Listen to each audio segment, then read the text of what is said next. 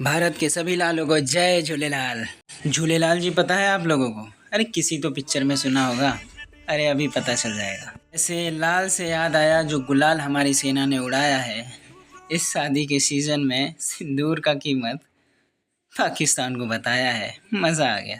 सिंदूर की कीमत के साथ साथ अब आप लोगों को सिंधु की कीमत भी जाननी चाहिए।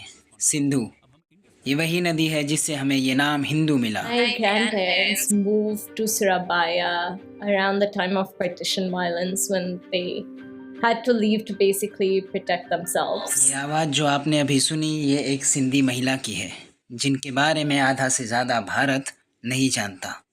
मैं भी नहीं जानता था, पर अब सिंधु नदी के साथ साथ इन सिंधियों के बारे में भी जानना ज़रूरी है।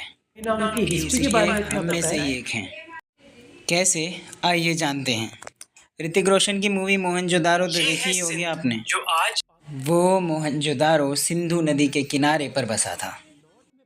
तब Mohenjodaro well organised proper city था। सिटी पढ़ाई लिखाई से लेकर बिजनेस इंपोर्ट एक्सपोर्ट वो सब कुछ था जो आप आज के समय पर सोच सकते हैं। वो भी उस समय पर जो बस था सिंधु नदी के कारण।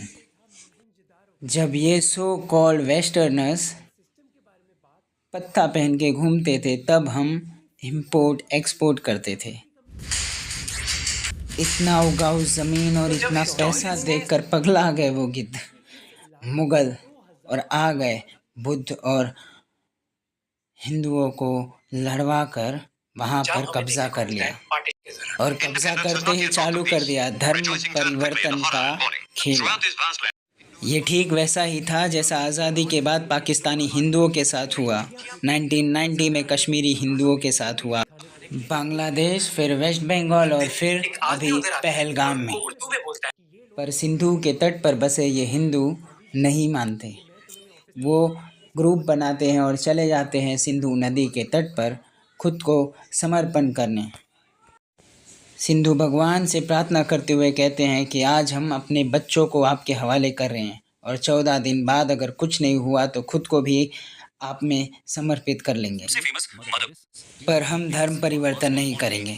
तब सिंधु भगवान झूलेलाल खुद आते हैं और कहते हैं कि मैं जन्म लूँगा झूलेलाल के रूप में और तुम्हारी इस समस्या का समाधान करूँगा।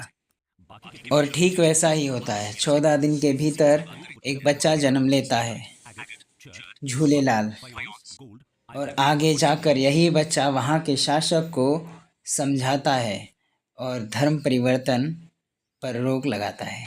जय झूलेलाल। अब समझे? ये मुझे मेरे दोस्त ने बताया। जैसे हीरानंदानी, आनी का मतलब है उसके परिवार का, तो हीरानंदानी का मतलब हुआ हीरानंद के परिवार से। जी हाँ, सिंधीज़ की पहचान है ये आनी, ANI, और हीरानंदानी साहब भी सिंधी ही है। क्या आपको पता था? और ऐसे कई लोग हैं जिनके बारे में हमें पता ही नहीं। और सील्स हैं।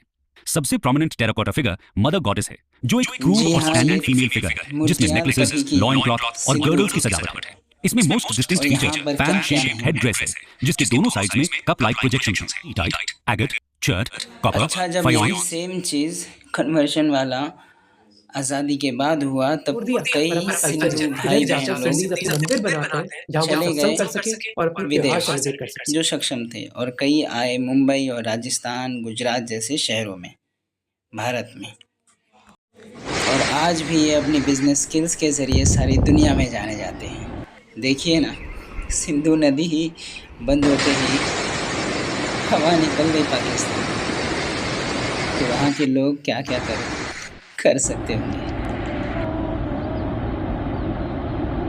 तो सिंधु और सिंदूर दोनों ज़रूरी है।